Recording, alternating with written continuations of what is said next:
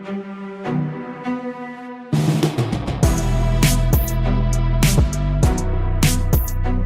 you ready to unlock your full potential? Motivational speaker, the comeback coach, and goal crusher Joe Rivera brings you inspiring leaders, incredible stories, and valuable lessons on how you can change, grow, and reforge your life. Now, here's your host, Joe Rivera. What's up? What's going on, everybody? Welcome to the Reforge Your Life Show. I'm your host, Joe Rivera, and here at the Reforge Your Life Show, we love to show you that the comeback is more than possible. And today, I'm honored to bring my guest through. Y'all are going to love her energy. Her story's incredible, man. She's the CEO of Stigma Consulting. Dr. D, welcome to the show. Thank you. This is my brother. See, we got a different type of relationship. Hey, that bond, the energies. That's it. Man, I'm grateful for you to be able to share this platform with you. Thank you. I'm grateful for you coming with. So, and I've heard your story. So I'm an advocate for students with disabilities, adults with disabilities, and it's funny because I have two children, Alan 17, Aaron 13, both have disabilities. My oldest has autism, is autistic, as you would say. My youngest is impairing. I've been in education for 20 years now. Before I was an attorney, and I've always advocated for the underdog. So I'm an underdog girl. I know every Rocky there is. I act like I was in there with them. Every time there's a Rocky marathon, you understand? Like I tell my husband, Dave, I gotta watch this right the whole through. Like I gotta finish it. And he's like, why? I said, you got energy to keep moving. But I've always moved from the underdog. I felt like I was an underdog, even in school, teased horribly because of skin issues, or the way I looked. But I always felt like I wasn't part of the crowd, that I always was outside of the crowd, even though I could be in the crowd when I need to, right? You always know how to kind of reforge and reset, do all these things. But I always felt internally, I may not belong here, but I'm just going to keep going. Fast forward, education. Not that my son's been diagnosed, we're living the life, we're doing our thing. But about a year ago, I was really, really struggling. And in work, I was a director of alternative programs, started high school at night. I know how to build. So I just found myself as a transformational builder. I built it from the ground out. Give me nothing. I can make it into something that's worthwhile to benefit a group of people or many people as you want. And I was just struggling, really struggling. My tasks were not there. I could not get it together. I was overwhelmed all the time. It was affecting my marriage, it was affecting the way I spoke to my sons. When you speak to your children, they hear you and they feel everything about you. And I was like, maybe I should just get myself tested. That's all I said. Maybe I should just get myself tested. So I go outside, pay the money, worth everything, to get myself tested. What was you got tested? So neurological testing. I literally got neurological tested went in to the doctors for ADHD. And because I have an autistic son, I said, if I need to test myself for autism, I have perks at this, and I STEM, and let me just do all of it. Started off. And that test was 8 hours. Now, I want to tell you, Joe, in my life and in my career, I have various different challenges. I've failed the bar, passed it. I failed exams, did well. If the SAT and the PSAT was an indication of what I would be doing, I wouldn't be sitting with you calling me Dr. Danielle N. Low 1%. That was me. Low 5%, low 2%. But I'm strategic. And my grades were here. 90s, 95s. Yeah. But the test tanked them. I didn't learn how to take a real exam in the way I need to take it till I was about 27. Where I come in, let's say you're my proctor, right? And I tell you, so I know you think you're going to leave early. Not with me. So you need to call your friends now and tell me you're doing the whole time. Like, straight out. Walk in, I got my stuff, my water, got my pencils, and I know that multiple choice is not my strength, that I can write an essay, snap, Doesn't matter. I could write a 5-page paper in tomorrow and not even think.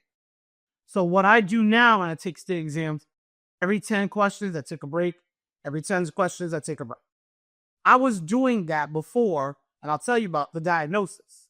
I was always accommodating. I always tell people, I used to tell my students at my last school, between all this resume you see, between all those sentences, between every line is a failure that I had to push through to navigate. So I'm in my last position, and I'm just struggling. Coming home crying every day. What is going on? So I said, I'm get myself tested, neurologically tested. I go to Manhattan, 8 hours of testing. The most intense psychological this, and I feel like I'm a smarty. I got skipped 2 or 3 times, this and the other. But when I left that exam, I could not drive home. And it was in Manhattan.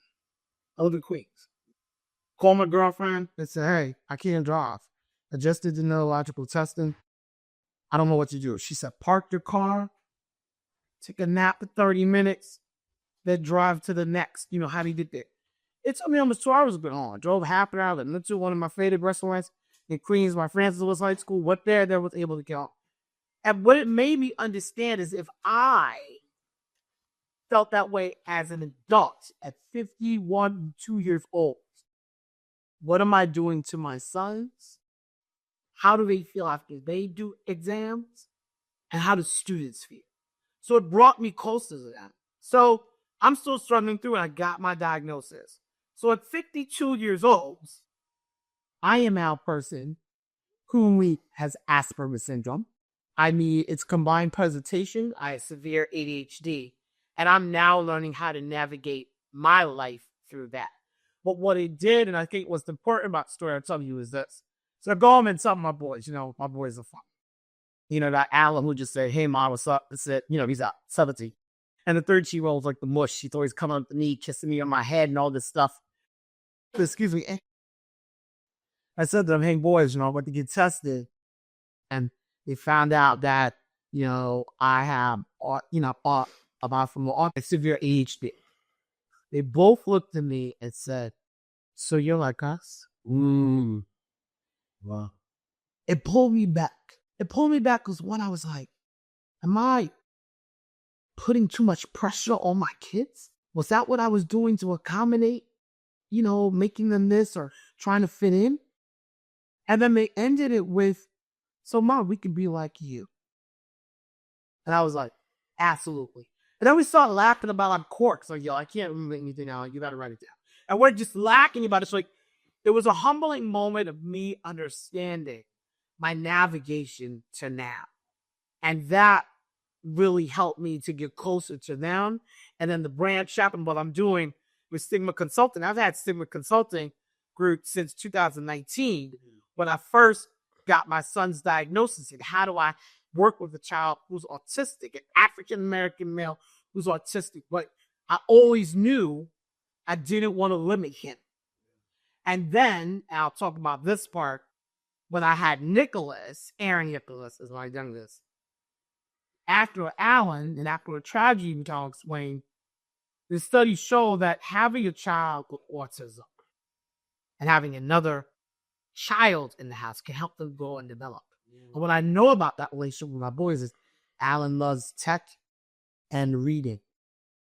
Nicholas loves football, basketball, and math. And they could tutor each other on any level, which I was like, perfect mix. But the development of Alan talking and singing, he was on a commercial, Nikki was on a Gap ad, all these just came because of their relationship and accepting who they were. Like I wrote this article, it's not a death sentence, the other side of the gift. That's the name of my art.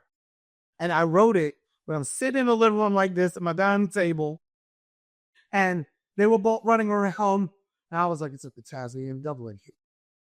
I look it out. I was like, I ain't gonna make it because I'm the only child. I was like, and I'm in the house that I was raised in. I'm like, this house just be quiet. It was just me. And I had 2 boys doing this and flips, and I was like, I'm not gonna make it. And at that point, I thought that I couldn't make it as a mother, as a parent. And I wrote this article first before the title. And the title actually came from a good friend of mine, Dr. Wakita Duncan. And it just was an experience of the journey that I'm still going, right? And in the midst of that journey is how to push through. So now that I'm this adult who has Asperger syndrome and is ADHD, it's like, what do I do now? Right? And one of the things that I try to tell the students and the adults I meet is really simple, keep it moving. Tragedies happen, keep it moving. So when I say that is, so Al is my first, Aaron is my third. In between, it was Daniel Nicholas, my son. He was 8 pounds, 2 ounces. He was born Mother's Day, May 10th, 2010, which is Mother's Day. And he was stillborn. And so I'm playing with Al in the house, and I touch my stomach and go, "Hell, baby's not moving." Call my cousin, Janelle. "Hey, Jack, you know what? The stomach's not good. I don't know what's going on." And she goes, "Let's just go to the hospital." Mom comes, takes care of Alan. And before that, we had not had that diagnosis. So he is a lot to deal with. This is real. I go. What was she at that time? Third. Okay. Yeah. And my dad takes me to the hospital. Both my parents are deceased right now. But what I love about my father is that he was leaving his baby girl for nothing. Nothing. Dad takes me. My husband is at where we work at Elmer, still there. They come in with, the monitors, right? So imagine like 2-3 nurses, right? You see the doctor and you come in. But bold as I am, I just grabbed the monitor, think, put it on my stomach on the left side. And I was like, "Where's the heartbeat? What's going on? Baby sleep?" This is what I'm sleeping. You see the eyes of the nurses getting wide. That's what I remember. See. And I was like, "What's going on? What's going on?" And then they come around, a couple more doctors come in, and I'm like, "What's happening? Maybe it's the heartbeat." They're like, "Out, mate." She come and tell me this last nurse, I remember her, looked and shook her head. And even though I knew what she was saying, I didn't process what had happened. So they said, "Sorry, Danielle, you lost the baby." I was like, "What?" But he was sparring yesterday. My father had just taken me yesterday to get all the vitals because he was supposed to be due on May 11th. So from the night to, what are you talking about? So I listened and I processed it, and just like that, I got up. I was like, "Okay, so we got to plan a funeral." Okay, I get into this mode of like a robot. Okay, I got to plan a funeral, blah, blah, blah. My dad was there. My husband just got there, and they're looking at me. "No, Dan, you got to sit down and deliver the baby." No, the baby's dead. We got to go. We got to plan a funeral with no concepts. Now, remember, my son was still in me. And my doctor, Dr. Mark, was still my doctor to this day, was on vacation. She flew in, and she knows me. I will ask 5 million questions. And I'm going, I need to know this, what happens, and the other. I won't let it go. And she looked at me. She's done this since I was like 15 and said, "Dan, I know you want to ask that question, but right now, I want you to shut up and say nothing until we get the baby out." And my parents are coming now. And she said, "I will tell you every detail you want to know afterwards. But I have to get you through this." And what was even worse about this situation is the sons that Olivia, Alan, and Aaron were C-sections. I had a VBAC. So I had to push them out. And so when I talk about this, I always say the hardest memory for me is the experiencing of pushing out my son. Thinking about my dad, I'm looking at the couch over there. He was right there. They were like, "Sir, you have to leave." And I hear behind there. So he's here, David's here, and I'm in a process, which I did not know at the time after I asked all those questions, that I was dying.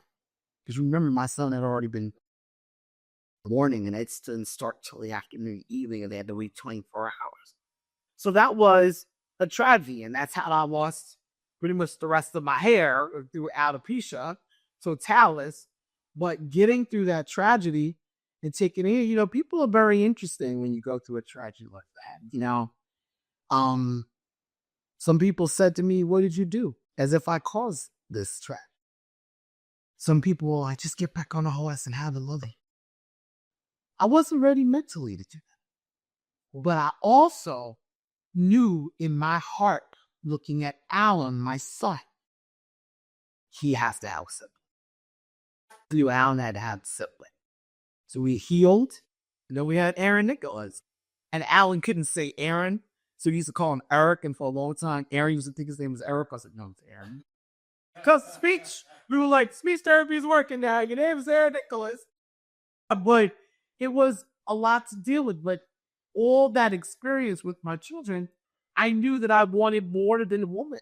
Yeah. And even if I had another child who has some disabilities, so what? You know what I mean? That doesn't mean that they're less of because of that. But they've helped me in my journey of acceptance to feel good about. I got a diagnosis late. Okay, let's begin. Let's start. How are you transforming? How are you revising? What are you doing? Yeah. Yes. For first off, thank you for sharing. And just want to take this time out to just tell you that how much of an incredible and powerful woman you are to go through what you went through and keep moving forward to be able to still provide for your other children, because we're not supposed to bury one of our children. That's not what's technically supposed to happen, right? And I wouldn't wish it on my worst enemy. Yeah. If I don't like you, I still was that on you. Yeah. We shouldn't bury our children in having that experience. And it's funny because thinking about Alan, so we get through it. We have Nicholas, and then one day, my oldest son goes. I used to tell him the story and say the hardest part for me was that I didn't leave the hospital with baby. You know what I'm saying? Still in the ward with other women who have baby, but they could the corner. But I left with a box. It was mostly lived by a human being. And I remember Alan coming up to me one day. He's processing all. Took a while. And then one day he just unleashes the rapture, just like his mother. So, Mom, Canada died. How did he die? What happened? And the questions would not stop. You want him to stop, and it's not stopping. So what am I going to do as a mother? I'm either going to answer the questions, or I'm going to let my son reciprocate. He's not going to let it go. Couple months, questions. Come up with a question. What do you mean you died in your role? What do you mean you wrapped yourself around in the court? What does that look like? I don't think you can handle it, Alan. I want to see some tools and everything. And then when he was done, he said, okay, Mom, thank you. Well, Daniel's in heaven with Grandpa, and they're looking down on us, and we're good. And I was snap, done, satisfied, good. But he had to get his questions answered. And that taught me how to work with my son. When he's not finished, he does not feel comfortable. He does not feel himself. And at times, that's the same thing with me. If I have to do a task and a task and a task, I need to complete it. Having 10 tasks open for me? Absolutely not. No. You're not going to get the best out of Danielle. Having one test at a time and scheduling, and sometimes they can be open, but it's finished for the day, right? Finished for the hour. In my mind, it's finished. I'm good. I can do it the next day and I'm adding on. But now it still has a completion date, a closure is what I need to move forward. I'm very similar to how to expect that. Yes, that's awesome. I want to get into some more of those ADHD hacks. Yeah, we feel this. So I do the same thing. So we'll get into that. I want to go back to losing your son and people and what was going through your mind in that moment before the bounce back and knowing that the resilience was there. What were the challenges? You got a lot of noise coming in your ear. after you lose a child. And a lot of people I realize they're just beings. The one that hurt me the most, and this person is, and I'm going to be very blunt, this person is a teacher, still teaching that, came back to the school I was in, and was in the school, and little walked up to me and said, I heard, what did you do? Are you kidding me? That's really what I thought. I'm like, hold on, I curved him. I was like, my eyes opened up, and I'm like, standing in the hallway in a school of kids. And you could drop the F-bomb. No, okay, because all the kids, because let me go back a little bit. I was at my school, junior high school 217. Right.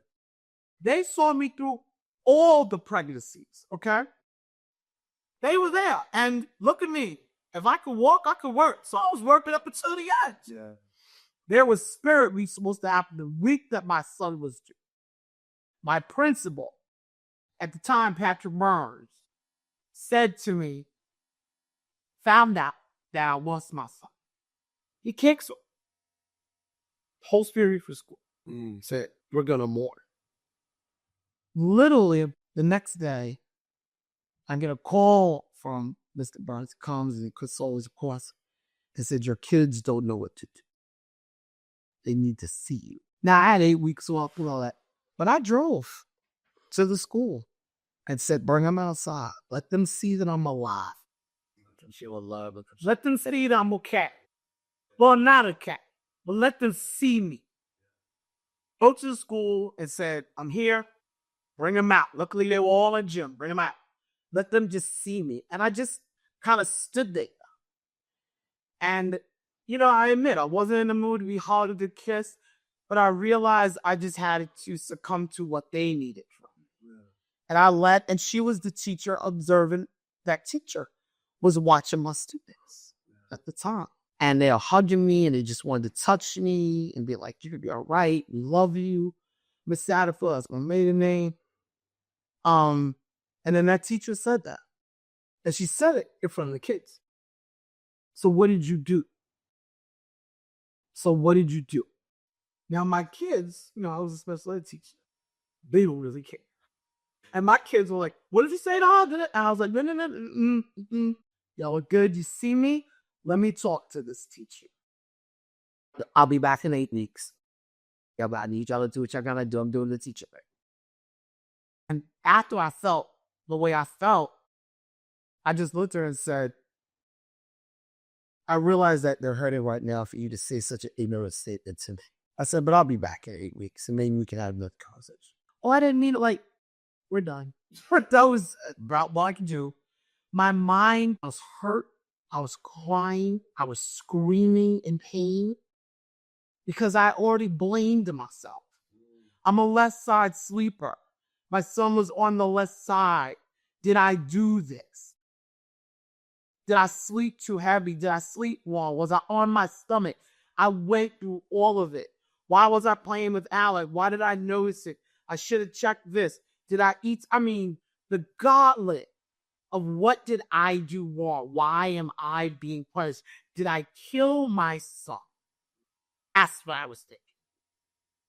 Did I kill my son? And it took, people say stupid crap, but they don't know how to respond to you. I wasn't close to her in my school. Good morning, good afternoon, good night, keep you moving. Everybody's not close in family in every school you're teaching at. But I just thought it was so callous. What I wanted to do was punch her in her face. That's what I wanted to do. And I was like, I'm doing, I don't know what exercise I was doing, but I know I was shocked and was like, and my voice is already loud. I could shut down an auditorium and no problem. If I start yelling at this woman outside, because she was a white woman, I'm going to say it. And I'm a black woman. I'm staying outside of school. Yeah, no. We're not playing that narrative here. You're not taking my job. No, let me tell you what I'm not going to do. But the looks that I gave her, and I still had to work with her when I came back to school. But I never, and still have never forgotten that. And that's what sticks in my mind. You got my, You got my principal shutting down the school for me. I was like, I'm just little old Danielle. And he was like, no, you're not. You've been here 15 years. Right. You got other people calling me, coming to my apartment and this and the other. And that's what you think you should say. The other ones are, you should have a baby immediately. Oh, no. Odd when I need the process, because my experience of losing my son is different than my husband's experience sitting next to me, watching me push out my son. Yeah, absolutely. I don't know what that feels like. What I do know is that group, those North Mill Hops, always shout them out because I'm grateful. Grateful to Miss Margaret, who was my nurse, always. She's retired now. Saw all three of them pregnancies. I got the requester from the last one. Saw all three of them through. I knew there was a time that I was pushing and I couldn't. I just was tired and I couldn't do it anymore. And I was like, I'm done. And I saw my husband split in his eye, like, Dad, I hear him going, Danny, come on. You could do it. He behind the curtain. Like I said, they worked around him because he wasn't moving. He was not moving. But me pushing my son out finally came out, and he lost some of his skin and stuff because he was decomposing. And the nurses said to me, you have to, and said, okay. At this moment, I didn't know what else to do. I read my favorite book that I used to always read to my boys, Good Night Doom. So I just read that out loud at the same time a lot. It was time for my husband to hold it, and he would. And those nurses were like, sir, if you do not hold your son, you will never. But I don't know what that feels like as a father losing a son. I don't know that. I know as a mother losing a son. And I kind of said, come on, Dave, whisper. And he did it. He spoke to him, did his father-son talk. It was beautiful. And then we were able to start the process. But I'm grateful to those nurses that said you. And it seemed like, Joe, every nurse that was in that room had lost a child. So they were different. They were sensitive. They understood the craziness where my mind was of what I was going through in those towns. I was very grateful to them. But what I've learned in pushing through that challenge, I mean, look, I lost my hair, from it. I'm bald, I'm done. There's no hair coming back on this side. That's why I got the glasses a little bit. So I'm going to keep it moving. That's just right, but it's a fun. But this is what I got. Like I tell Nicholas, I love you, except for, everybody in my house got a hip fly like this instead of me. They all go to the barbershop. I look at them like, really? And skill, though. Like, the sacrifice is there. The challenges is what I'm trying to teach my children how to push through. There's some challenges that are going to change your makeup of your life. What do you do? And sometimes you don't rush through it. Some people just get through a challenge and say, forget it. That's not me. I got the process. No, of course. Yeah, and everybody processes and grieves differently. But there are a lot of people out there who struggle with grievance. Everybody has different ways of approaching that and overcoming it. What's one piece of advice, though, that you could give someone who's going through grievance and doesn't know how to handle that? Find your safe space, meaning something that you do, you say, you feel. Something you do. For me, water is my safe space. Any body of water, lake, river, stream, ocean, I don't care. But I am not my lowest. It's sucking to the exact. Because I know where the spots are, the bottomless. And I will walk it up, I will sit and watch the waves. And watch the water. Not get in it. Just watch it. It brings me down. It rewires my brain. Something to say. Sometimes I just say, okay.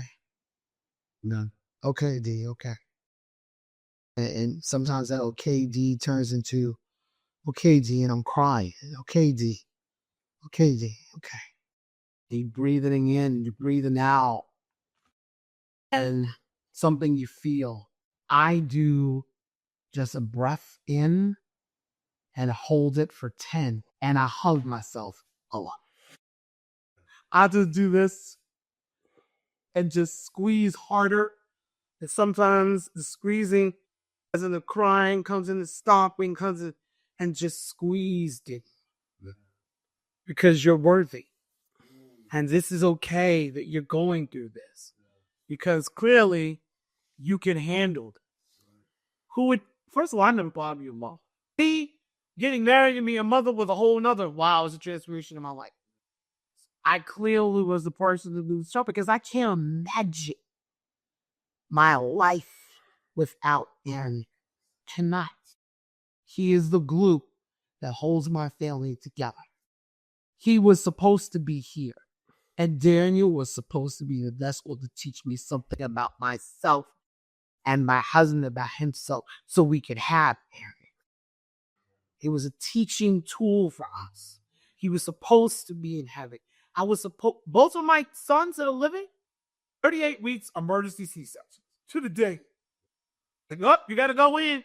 Yeah, what are you doing?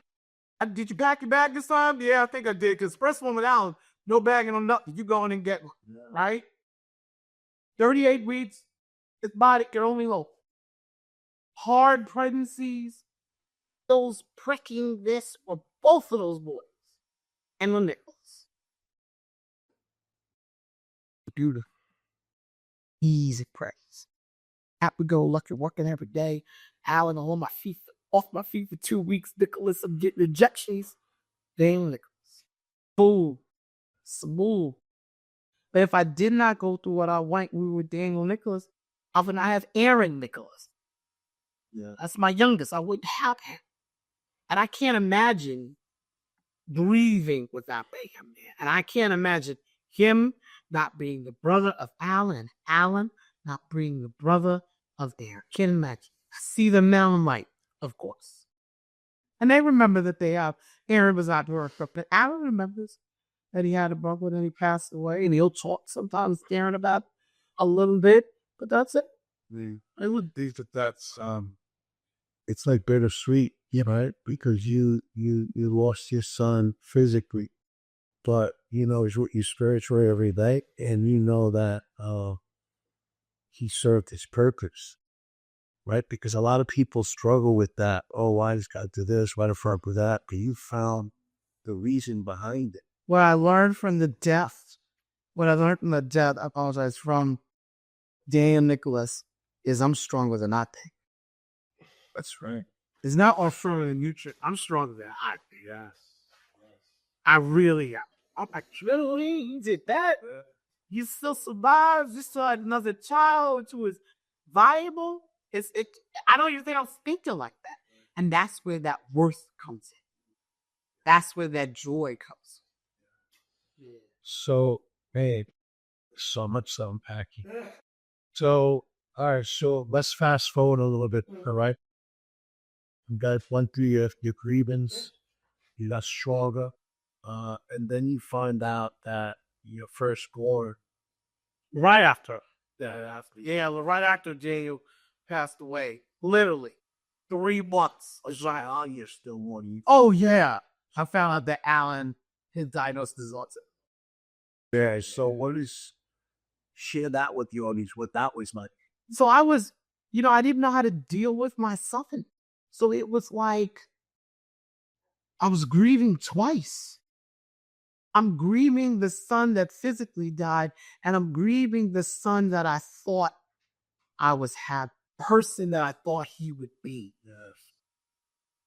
Because I was so close-minded in my thoughts about what an autistic man, teenager, child could be.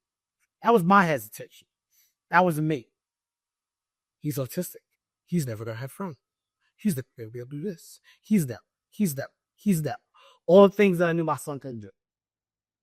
And I had to reinvent the attitude of what he can do. He was just me and Alan, doing this, doing that. And then I see little glimpse of him talking and walking and smiling and giving. I was like, really? I'm gonna limit this job because of my own insecurities? Let's be honest. Because of me? Because I'm uncomfortable? Because I'm uncomfortable as a mother saying I got an autistic son? Yeah, let's talk about that. Because of what society's telling you? That he can't be great? Really?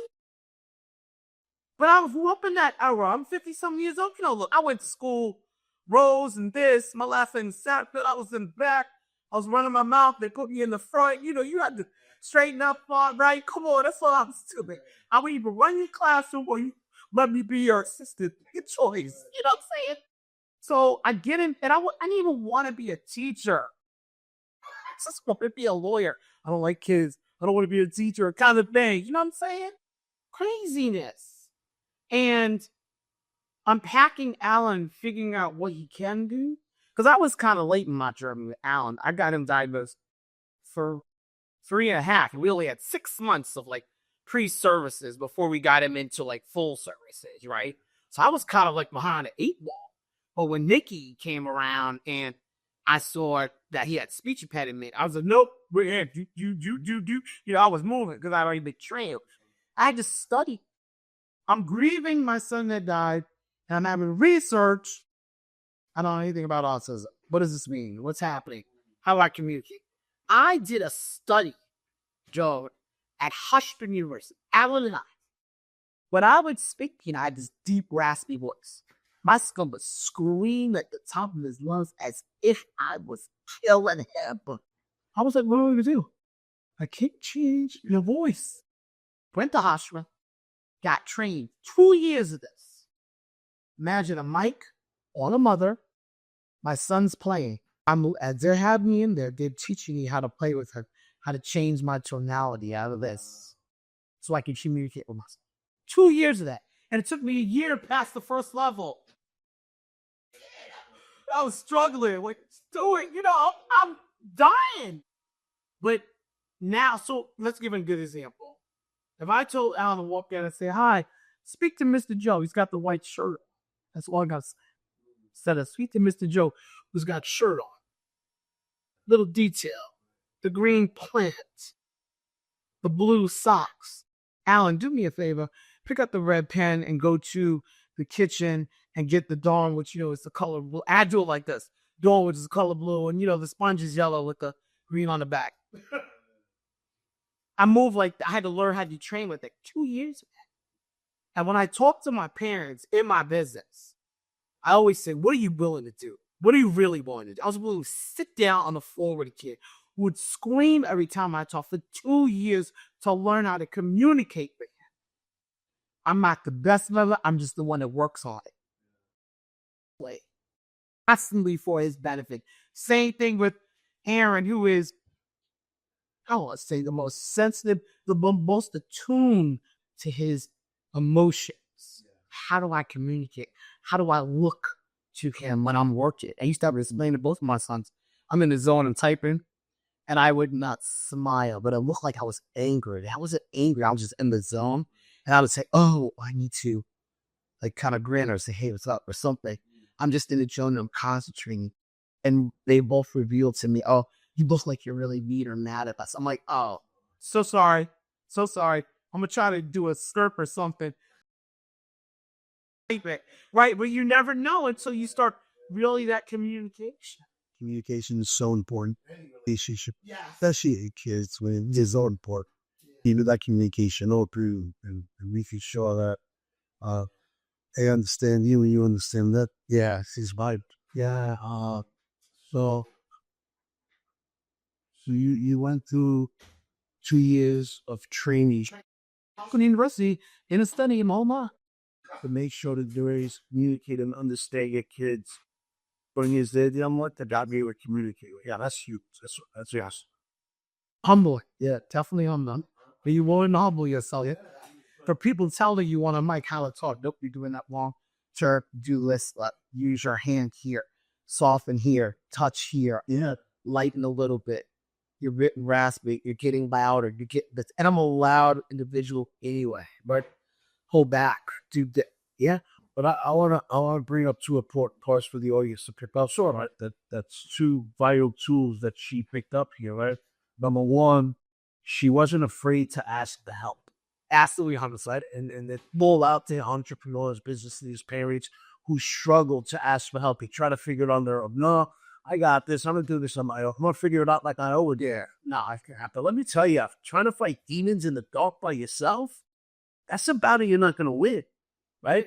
And then you also realize how important it is for you to train your brain so that you could understand your child's brain. So, man, that speaks straight to you as a parent and as a person, just in general. So, man, that's awesome. And then now we fast forward to now. You're raising these two amazing young men, teenagers. And then you find out that you have Asperger's and ADHD. What goes through your mind in that moment now? Here's another challenge that you have to. For me, I said, oh, okay, this makes sense. Let me say why. Every institution that I've been in education, I've loved the experience I've had. But I've never failed to conform. I'm an outlier. I can see the outside before I see the box any day of the week. And there's a way to do something. Yes, I can follow, but I always can know how to get around the rules to do this because I've been doing that all my life. You're talking to a person who failed the LSATs, SATs, and PSATs, and still got, because my grades are good. So I knew what I wasn't tuned with was my strengths. These are my strengths. This is what I'm going to do. And that really brings you to something different than yourself. So now I'm gifting to you on my 53 October 19th. Shout out to all believers because it's the best CD ever. It's legal season. That's what I'm saying. And and I'm sitting at my last position. And it's not going as well as I want it to be. I don't think I'm going to get tenure. And I used to say that we always have these tests of like circles. You keep, until you pass the test, you got to keep going back so it's going to remanifest. It was looking like I wasn't going to get tenure. The district said to me, yeah, we appreciate your service, but it's not going to happen. What I ingested was that Danielle, you were not necessarily what they said. No. But I ingested, I'm not of value. And so this time around, and this has happened to me a couple times, why am I'm struggling? Not because I can't follow directions. I'm just struggling because I see more. I do more. I've always been told, you're too much. But then I don't need to be around you. Guess what? I'm done. I'm done with the I'm too much. You're too big for this. Okay, good. Now I'm going to stay here. I'm going to be around people who are just as big as me, that we can handle our bigness together. Right? And serious. Because I know you get that too. Aren't you tired of that? Because I'm tired of that. I'm tired of, D, you're a little too much. Tone it down. Why? Why is it that because I want to be excellent at doing something, it intimidates you? Why don't you just want to be with me and let's be excellent together? Maybe I'm excellent in this and you're excellent in that, and we're going to bridge together with you. But, and bro, instead of you're too much, let me dim your light. Now I'm done. And that's what happened at that job. I was like, you know what, Jerry, you're just going to take Stigma Consulting and you're going to do it for you. You're done. And that was so hard and scary for me. Yeah. Because, you're in a pension. Ooh, that pension does. It's real good. Oh, jeez, I want that pension. Look, yes. Ooh, that pension. Purpose. Ooh. But purpose feels better. Am I scared? Yes, I am scared, Joe. I'm so scared that I'm branched out. But the way I feel, the way I feel about me right now, at this moment, is crazy. I feel free to just create, to build, work with people, to talk. How did I met you? Met each other through a band. We talked to each other. We helped me through something at a certain critical moment. But the freeness I feel in my mind to navigate now is amazing to me. That's what I want to give my sons. That's what I want to give my marriages. That's what I want to give people that I can do, right? So now I just realized I had a surgery that I was waiting on for 13 years. My youngest pushed her hernia out. So I could have got that surgery 13 years. I waited.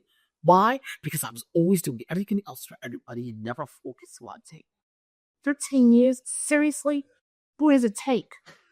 I wait this long to do something so silly? But I needed to do it that time at that moment. And the way I'm living now, my best friend I've had, my mother and my best friend, and two Patricias in my life who I said I love. I did 6 of my 20s. My mother died of lung cancer.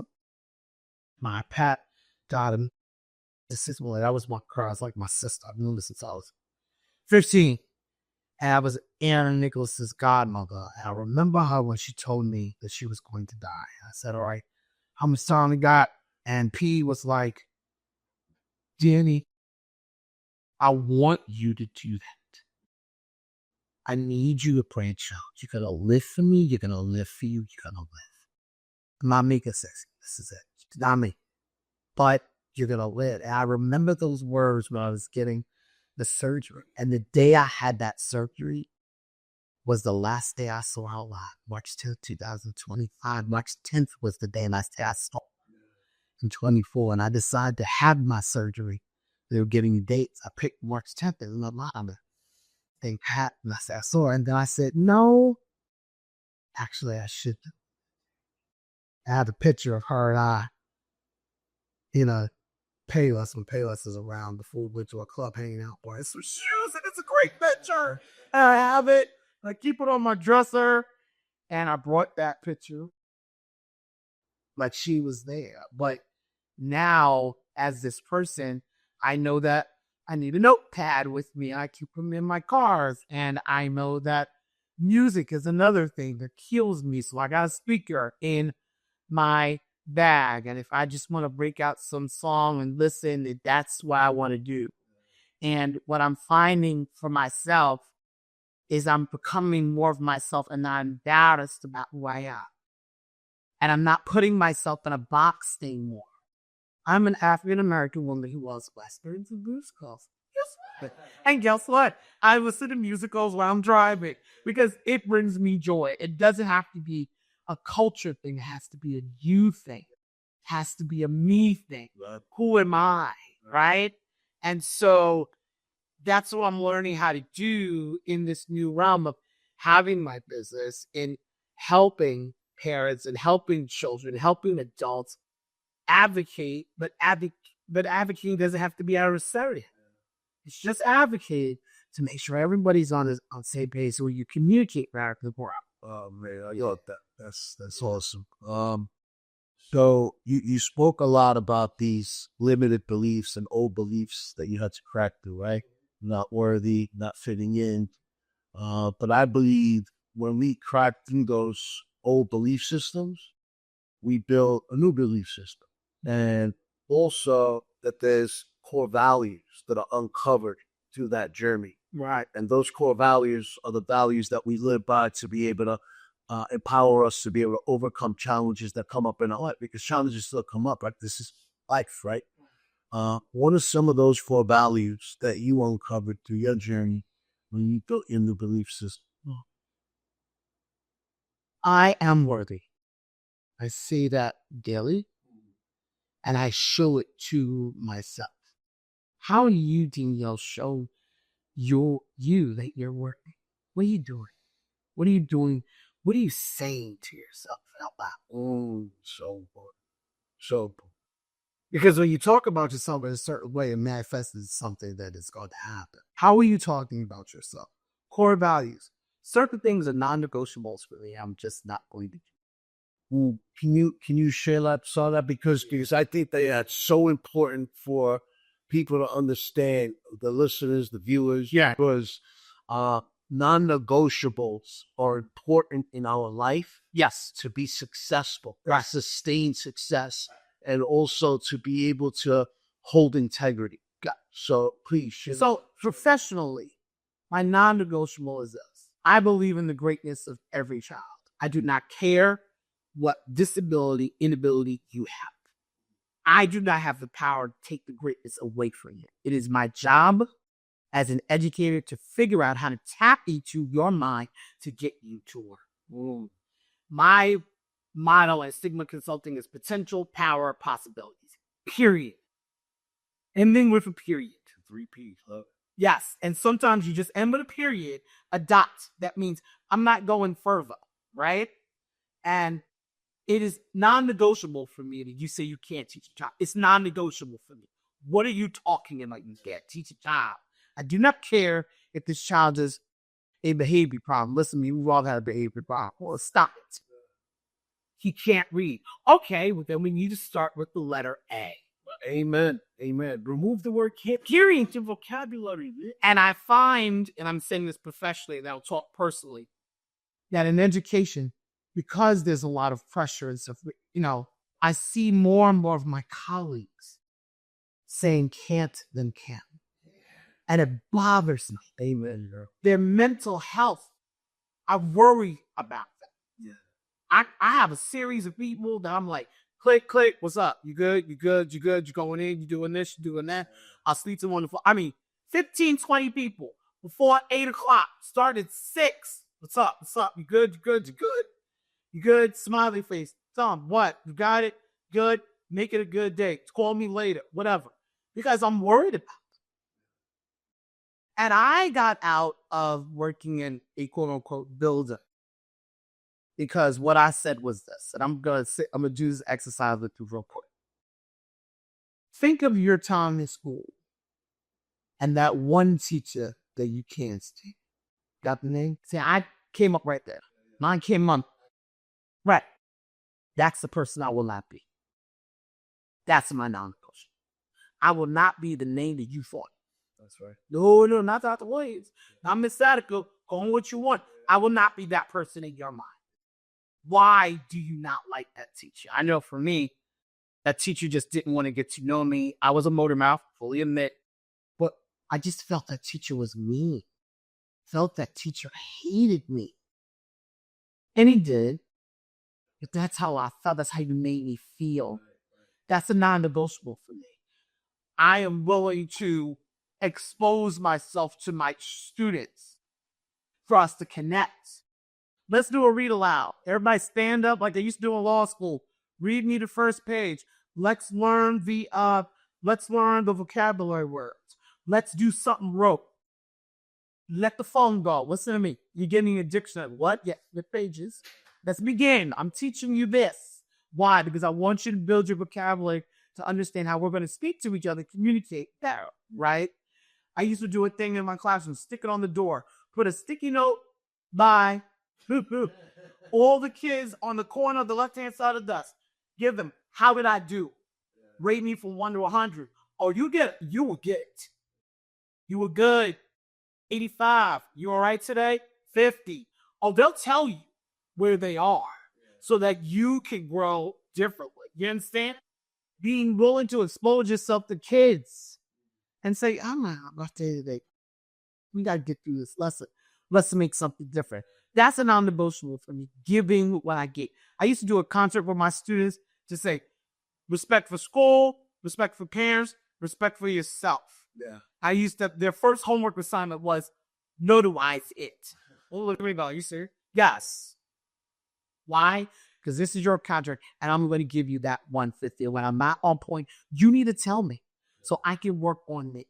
So that's something, personally, I look at an app which has water and oceans a lot.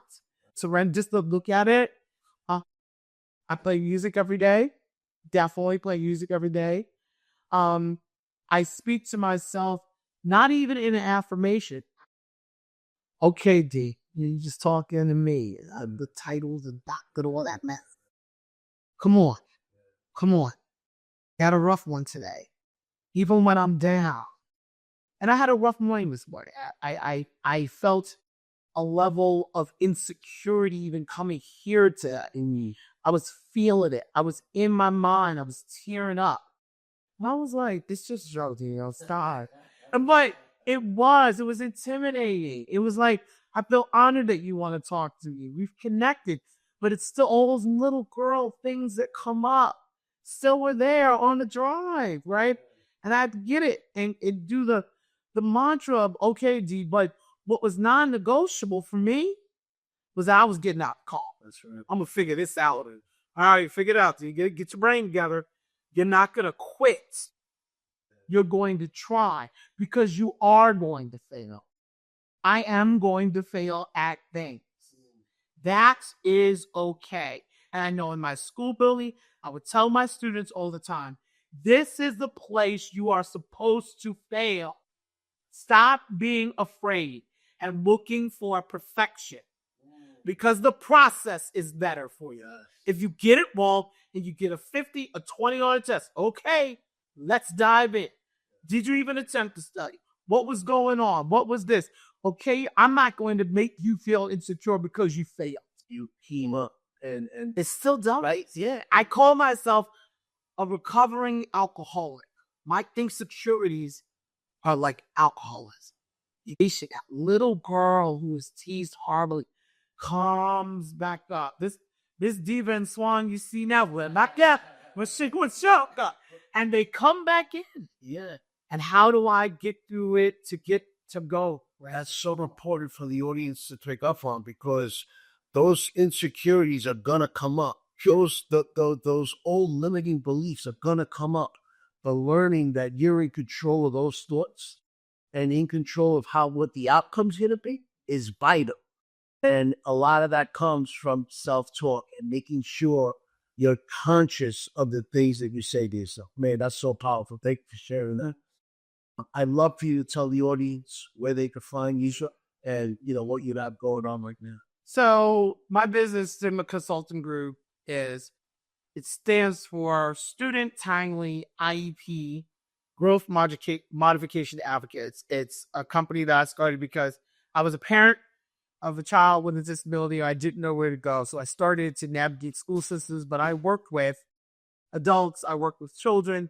I read IEPs. I just go through it and I give you different levels because not only was I a special ed teacher for 15 years, but I was an assistant principal. I'm the past chairman of the Commission Advisory Panel for all special ed in New York State. And so I do these things and put myself in situations that make me feel uncomfortable so that every child, every adult feels great where they are in all their distance. So where do you find me? Find me on Facebook, Stigma_Consulting. You can find me on Instagram, Stigma Consulting Group, LLC. You can find me on LinkedIn. I'm Danielle N. Williams, JD. You can find me on LinkedIn as well, but you can call me easy, 917-780-2530. If you have an issue, if you want to understand how to navigate, if you want to talk, I do parent groups. I do my own thing called Real Talk because sometimes you just gotta have a real talk. And you got to say what you got to say. And the struggle and the journey of being a parent with disabilities, of working in this world. And, in the time where we are now, Joe, where there's so many individuals in the government and beyond who are telling individuals like myself with disabilities that we are not worthy, what I do is make sure you know you are. That's right. That's what I do, girl. That's what I do. Love that. Yeah. There's a couple of questions that I ask all my guests. Sure. The first is, what is the word purpose to you? Finding yourself and understanding how to use what you have that is great for everyone else. Love that. When you hear the word reforge, what comes to mind? Pushing forward, consistently. Pushing forward consistently. It reminds me of the military when they do, and they're going in the dirt and they're moving and they're struggling and their kind will do things to get under to get above. Reforges, sometimes you're going to go down, then you're going to push back up and see the height of that hill, the height of this. And constantly reforging yourself, revising yourself, pushing forward through the adversity is what you're going to do. And yes, there are days you're going to be exhausted. You don't feel like doing shit. But you just like, all right, I took a day off. All right, I'm back.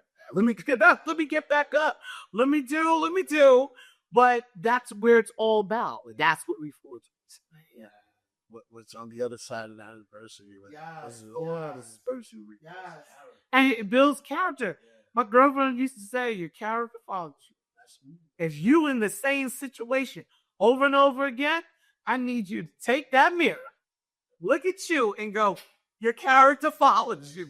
Start working on it. It's okay. It's hard to look in the mirror and dive into this, all of this, right? Exactly.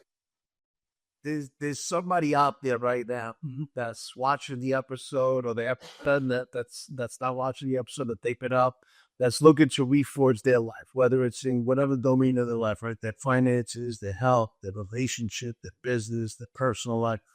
One small piece of advice you could give somebody that's looking to reforge their life. Start with you. Stand up in the mirror. Say all the wonderful things about you there are, and there are a lot. Do a challenge for yourself and say nothing but positivity. All day. 24 hours positively. Not one thing comes out of your mouth that is not something that you do well or something that you've done amazing. And after that 24 hours, sit down with a book and write. I want to start with this one thing.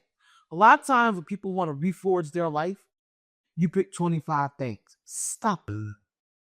Just pick one. Right. When I lost my hair, the one thing I picked was, how do I recreate my look and my beauty so people see me? It wasn't easy. Had a couple girlfriends calling from out of town. Would be looking at the back of my head and doing all that. My husband's like, you could do this, you could do this. But I picked one thing. And I recreated a woman who had hair to a woman who does not. And I used my glasses. That's what I picked it. I worked on it. And then I said, okay, crossed it off. Let's go to the next thing. So important. Sometimes we rush the transformation. Why? Get in it. Lean in it. Reforward. Keep going. Dig deep. Go up and down. Then when you feel like you got it, all right, start again with the next one. Yeah, That's what I was saying. Man, she just dropped a really important jewel, not just for somebody that's looking to reforge, but that's an ADHD habit. Focus on that one thing. And I know it's because I got it. And on one thing, that one task, seeing it through, finishing and accomplishing on the other side. Don't look at just what the destiny is. Enjoy that journey. Have transformation. Transformation is a lifelong process. Yeah. It's not an overnight success. You got to constantly work on it, and it's so enjoy it. So, what's one thing that the audience doesn't know about you that you haven't mentioned yet that you enjoy doing for fun? Well, you mentioned a few, but people won't. I like to gourmet cook for people just because.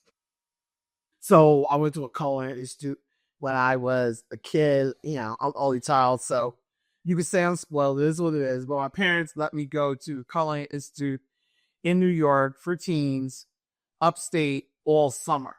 So I've always been a cook. Cooking since I was like 7. My grandma in the South, top in Saluda, Virginia. Kidding me? How to cook like I killed the chicken and put the fin. Like I did all of that. I did that old school. Cook with cast iron skillets. Yes, I did.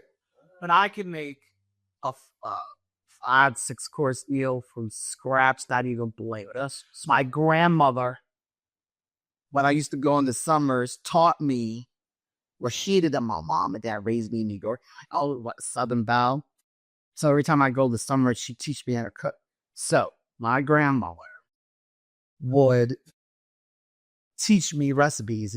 She said, before you graduate high school, you will know how to cook by memory 90 recipes. So off the top of your head, breakfast, lunch, and dinner. So not only Dr. D, but chef. Yeah, so I'm like in there. So the recipe is a base for me. That's the level on that. It's not, oh, I need to look at the recipe and I have to follow it today. I know. The recipe is a base. And then I go in I had a cabinet full of seasonings. I'm like, I'm just saying it. I'm just doing that. That's what I love to do. I cook for friends all the time. I did a little thing when as a member, I'm part of Queen Staff Jackers of America, and I used to do Queens Who Cook, and I would teach them recipes during the pandemic. And we would just do a taping and like, let's go, let's do it, and learn different recipes and stuff like that. So I love to cook all the time. I'm stopping for things. Come on, and he's Thanksgiving, right? I got a house full of great men and a dining room full of food for only 4 individuals in this house. I take their orders of them first. What's your order? They give me the list, and I'm in. That's what we're doing. Yeah, man. So, D, thank you so much. Welcome. I really appreciate it. You can bring the energy, the knowledge, the decent story. You brought that and more. So they really do appreciate it. I'm grateful again to be able to share this platform here and for you to come through. Yes, thank you. Thank you. I love you. Brother, I appreciate you. This was awesome. Oh, so God bless. So thank you. I appreciate you. Yeah. And for the audience out there listening, checking it out, thank you for coming through. Thank you for listening. Thank you for viewing it. And please don't forget LFSS. Like, follow, subscribe, and most important, share the episode. Because there's somebody out there right now who's looking to reforge their life and their health, their finances, their relationships, their business, their personal life, whatever it is. And they don't have the tools. They don't have the know-how. And you sharing this episode or past episodes to help them reforge their life. So don't forget to share, man. Stay productive, stay purposeful, and stay blessed, yo. You've been listening to Reforge Your Life with your host, Joe Rivera. Make sure to subscribe wherever you get your podcasts. To learn more about Joe Rivera and how he can help you or your organization reforge your life and regain your place at the top, head on over to withjoerivera.com and follow Joe on all social platforms. The Reforge Your Life podcast was produced by Thrive Loud Productions. Thanks for listening.